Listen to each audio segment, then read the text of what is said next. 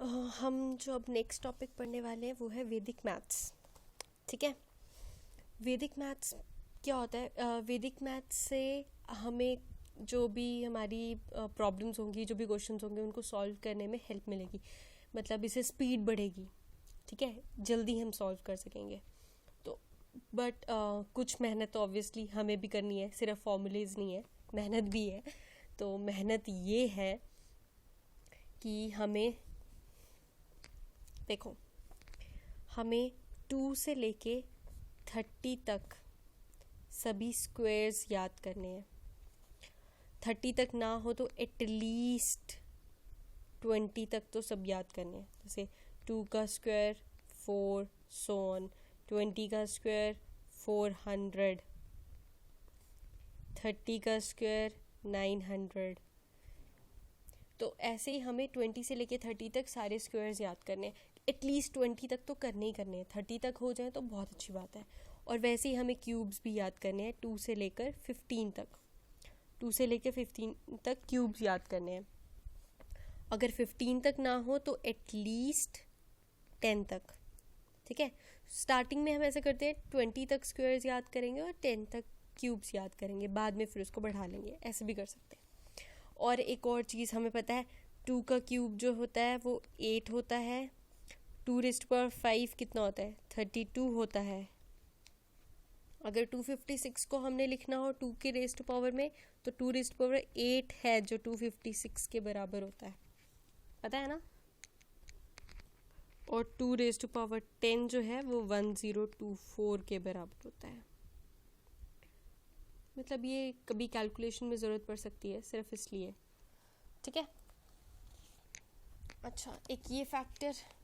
फिर अब मैं आपको सिखाती हूँ कि अगर हमें कोई बहुत बड़ा नंबर, ये स्क्वायर्स और क्यूब्स हम याद करेंगे तो उनकी हेल्प हमें मिलेगी उस फॉर्मूले में जो मैं अभी आपको बताने वाली हूँ। कि अगर हमारे पास कोई बहुत बड़ा नंबर है और हमें उसका स्क्वायर निकालना है तो हम कैसे निकालेंगे। ठीक है, पहला केस मैंने लिया, पहला केस लेते हैं बेस के अकॉर्डिंग, वो बेस 100 के अकॉर्डिंग। ठीक है, हमने क्या लिया कि हमारा बेस जो है 100 है। अब ये क्या होता है वो मैं बताती हूँ आपको। सपोज़ हमें 112 का स्क्वायर निकालना है। ठीक है, तो हमने 100 बेस लिया होगा, मतलब 112 जो है उसमें हम 100 बेस ले सकते हैं, क्योंकि 100 + 12, क्योंकि 112 जो है 100 के पास है, तो बेस हमारा 100 हुआ। 100 + 12 ये होता है 112, यानी कि हमें 100 + 12 का स्क्वायर निकालना है। अब देखो, जो हमने स्क्वायर निकालना है ना, हम क्या करेंगे, हम 100 है हमारे पास बेस, यानी कि 2 0 यानी कि जो भी हमारा आंसर है उसके लास्ट के 2 डिजिट्स हमें निकालने हैं। किससे? इससे। 12 का स्क्वायर क्या होता है? अब हम निकालेंगे 12 का स्क्वायर, वो होता है 144, लास्ट के 2 डिजिट्स 44। ठीक है, लास्ट के 2 डिजिट्स हो गए 44 और 1 हो गया कैरी। ठीक है, अब बाकी का रिमेनिंग हम कैसे निकालेंगे? बाकी का रिमेनिंग हम निकालेंगे 100 + 2 × 12, यानी 100 + 24। वो 100 + 24 124, और ऊपर 1 कैरी था तो कितना हो गया? 125। देखो, 112 का स्क्वायर निकालना था, हम इतना लंबा कैलकुलेट करते, ये हमारा जल्दी निकल गया। हाँ, लेकिन हमें 12 का स्क्वायर पता होगा तो जल्दी निकल गया। 112 का स्क्वायर निकालना है तो फिर टाइम लग जाएगा। इसलिए मैंने ऊपर कहा था कि हम 2 से लेके 30 तक के स्क्वायर्स याद कर लेंगे। ठीक है, हाँ, 30 तक बहुत है, बहुत है 30 तक। ठीक है, 25 तक भी हो तब भी बहुत है। अच्छा, कुछ समझ आया? थोड़ा, आई नो थोड़ा सा कंफ्यूजिंग है, बट हमने क्या किया, हमारे पास 112 था, हमने 100 बेस लिया है, हमने लिखा 100 + 12 का होल स्क्वायर। अब 100 है मतलब 2 0, तो हम लास्ट के 2 डिजिट्स निकालेंगे इसमें से। 12 का स्क्वायर क्या है? 144, लास्ट के 2 डिजिट्स लिखे 44 और 1 हो गया हमारा कैरी। और जो रिमेनिंग था उसको हमने किया 100 + 2 × ये वाला 12, यानी 24। तो 100 + 24 124 और एक कैरी 125। ये हमारा आंसर निकल गया। वैसे ही सपोज हमारे पास 106 का हमने स्क्वायर निकालना है। कैसे निकालेंगे? 100 प्लस 6 का होल स्क्वायर। 6 का स्क्वायर क्या होता है? 36। हमें क्या पता है? 100 मतलब लास्ट के दो निकालने, 36। ठीक है, लास्ट के दो लिख दिया 36। इस वाले केस में हमारे पास कोई भी वो नहीं है, कैरी नहीं है।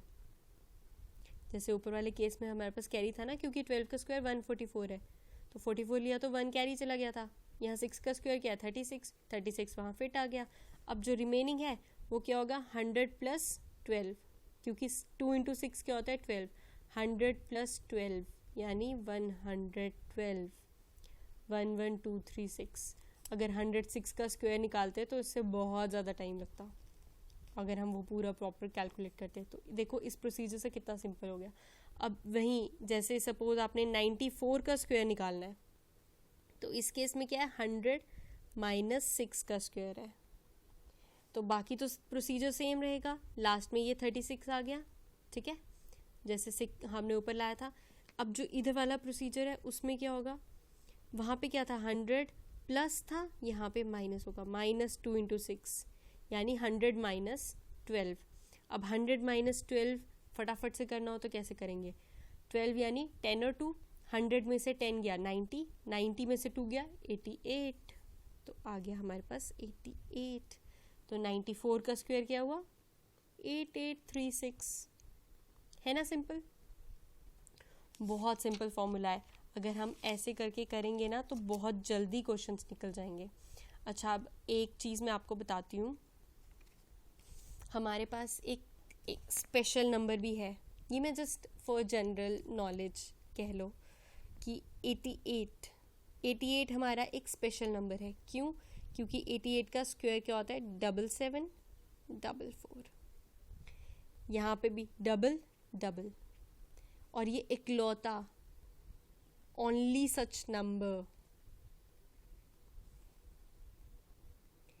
ये एक इकलौता नंबर है जिसका स्क्वायर हमारे पास ऐसे डबल डबल करके आता है। ठीक है, अच्छा चलो, ये हमने निकाला था बेस 100। अब हो सकता है बेस 100 में फिर भी आपको इसका यूज़ इतने अच्छे से पता ना चला हो। अब मैं आपको नेक्स्ट दिखाती हूँ, दैट इज बेस 1000। अगर हम 1000 बेस लेते हैं तो क्या होता है? ठीक है, यानी कि अब सपोज कर लो हमें 1007 का स्क्वायर निकालना है।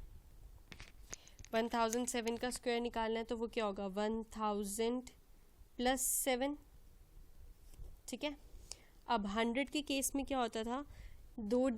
हमारे पास 2 ज़ीरो थे तो हम लास्ट के 2 डिजिट्स निकालते थे। 1000 में हमारे पास 3 ज़ीरो हैं तो हमें लास्ट के 3 डिजिट्स निकालने हैं। अब 7 का स्क्वायर क्या होता है? 49, यही होता है 7 का स्क्वायर। तो ये तो 2 ही डिजिट्स हुए, तो हम क्या करेंगे? 049 हो गए 3 डिजिट्स। बाकी क्या? 1000 प्लस 2 इंटू 7, 2 इंटू 7 कितना हो? 14। 1000 प्लस 14 यानी 1014 निकल गया।